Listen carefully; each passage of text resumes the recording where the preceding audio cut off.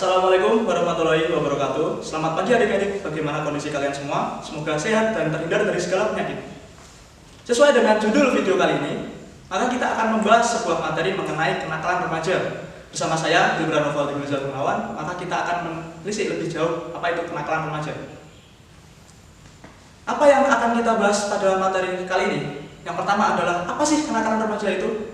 Kita akan membahas definisi dan jenis-jenis kenakalan remaja itu. Yang kedua adalah cara menghindari kenakalan remaja. Selanjutnya adalah penanganan kenakalan remaja. Lalu apa sih kenakalan remaja itu? Kenakalan remaja adalah suatu perbuatan yang melanggar norma, aturan atau hukum dalam masyarakat. Perbuatan ini dilakukan oleh anak usia remaja, yaitu anak-anak usia transisi antara anak-anak menuju ke dewasa. Selanjutnya adalah jenis-jenis kenakalan remaja. Kenakalan remaja dibagi menjadi 3. Yang pertama adalah kenakalan ringan. Kenakalan seperti ini bisa kita ambil contoh seperti berbohong. Yang kedua adalah kenakalan kriminal. Kenakalan kriminal adalah kenakalan yang dilakukan oleh anak usia remaja yang melanggar hukum pidana di Indonesia, seperti mencuri, merampok, membunuh, dan begal.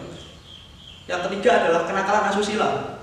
Kita bisa ambil contoh adalah seks bebas. Mengapa kita memasukkan seks bebas ke dalam kenakalan remaja?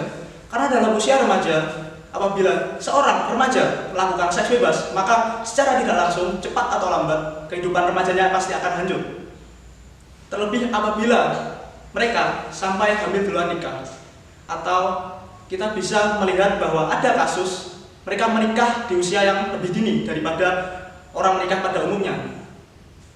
Mereka menikah dengan prinsip married by accident atau menikah karena kecelakaan, di mana remaja lainnya bisa mengeksplorasi bakat dan minat mereka pada usia remaja dan menikmati masa-masa indah remaja mereka. Mereka malah membangun bahtera rumah tangga. Selanjutnya adalah faktor-faktor kenakalan remaja. Yang pertama adalah faktor dari keluarga.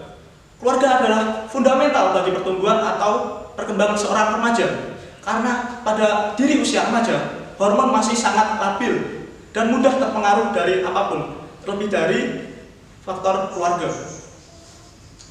Lanjut, apabila keluarga adalah rumah bagi para remaja, apabila keluarga hancur, atau kita bisa menyebutnya dengan broken home, maka seorang remaja akan malah membenci orang tuanya dan mereka akan dendam terhadap orang tuanya. Mereka akan melakukan apapun untuk melupakan apa yang terjadi di rumah mereka. Yang kedua adalah faktor dari sekolah. Pendidikan formal sangatlah berpengaruh bagi remaja. Pendidikan karakter akan ditanamkan di sini oleh para guru dan juga siapapun warga sekolah. Selanjutnya adalah faktor dari masyarakat. Masyarakat adalah lingkungan yang paling luas dibandingkan dengan lingkungan keluarga ataupun sekolah.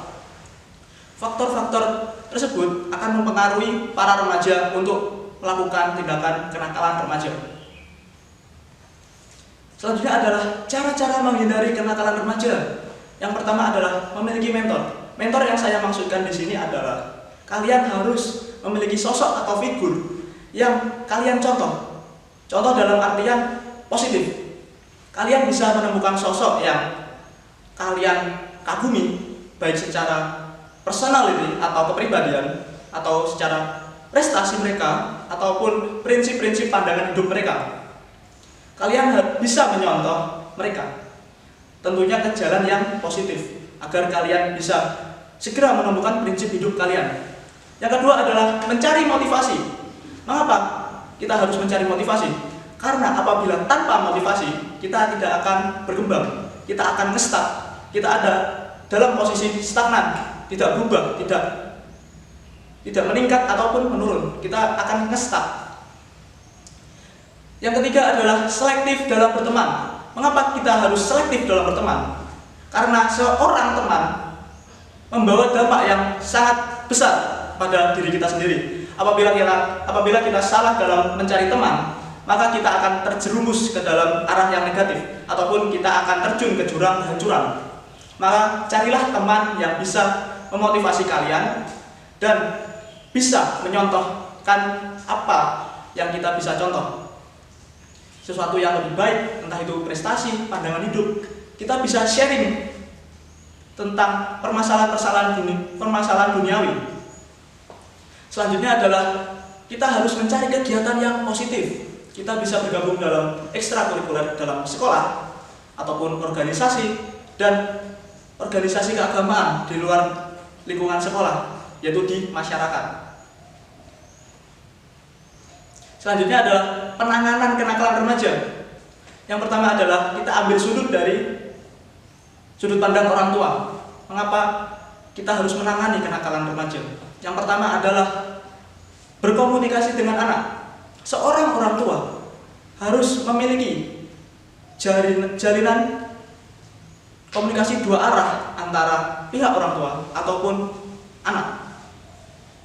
Apabila dua komunikasi ini terjalin dengan baik, maka dampak yang akan dirasakan sangatlah besar, karena anak akan merasa nyaman dengan orang tua yang menerima pendapatnya, dan juga orang tua akan menjadi lebih menerima pendapat dengan anak yang terbuka. Selanjutnya adalah orang tua harus memberikan arahan kepada anak. Tidak ada orang tua yang akan mengarahkan anaknya ke jalan yang lebih buruk. Semua orang tua akan mau apabila anaknya menjadi lebih baik. Tidak ada anak yang ingin diajarkan orang tuanya menjadi lebih buruk. Orang tua seharusnya mengawasi, bukan mengendalikan. Anak tidak boleh dikekang, karena anak akan merasa apabila mereka dikekang, mereka akan memberontak. Jiwa-jiwa rebel akan muncul di dalam pikiran mereka, yang mengakibatkan mereka akan malah menanamkan benci di dalam hati mereka. Mereka ingin keluar dari kekangan ini. Mereka ingin mengakhiri kesedihan ini, daripada mereka harus meneruskan dikekang oleh orang tuanya, dikendalikan oleh orang tuanya. Mereka ingin menemukan jati diri mereka sendiri. Yang ketiga adalah menguatkan karakter positif anak. Karakter positif yang dimaksudkan adalah karakter yang kuat. Karakter yang kuat yang dapat tahan dari segala bentuk pengaruh negatif dari masyarakat luar. Yang selanjutnya adalah menanamkan norma agama dan sosial. Patut kita ketahui bahwa di Indonesia sangatlah kental adat ketimuran. Kita harus menyontoh dari norma agama, menjalankan perintahnya dan meninggalkan larangannya. Apabila kita menerapkan hal itu, kita bisa melihat dari sudut pandang agama, maka kita akan meninggalkan kenakalan remaja. Selanjutnya adalah norma sosial. Apabila kita melihat kasus seks bebas, hamil di luar nikah, atau pernikahan yang lebih dini, maka kita bisa lihat bahwa masyarakat di sekitarnya pasti akan mengucilkan pelakunya, pelaku ataupun korban. Masyarakat mempunyai stereotip bahwa mereka adalah anak-anak yang nakal, mereka adalah anak-anak yang tidak mempunyai masa depan. Terlebih lagi para pelaku terkadang menerapkan prinsip dalam otak mereka bahwa nakal dulu baru sukses. Tidak ada ceritanya nakal adalah suatu langkah untuk menuju kesuksesan. Itu tidak ada. Apalagi mereka menganggap bahwa nakal itu keren. Ini adalah sumber bagaimana kenakalan remaja marak terjadi.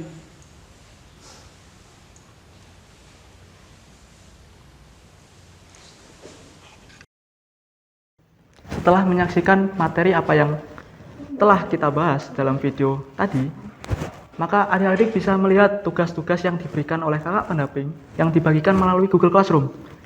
Sekian dari saya, semoga video tadi bermanfaat untuk adik-adik sekalian. Apabila ada salah kata dari saya, mohon maaf. Wassalamualaikum warahmatullahi wabarakatuh.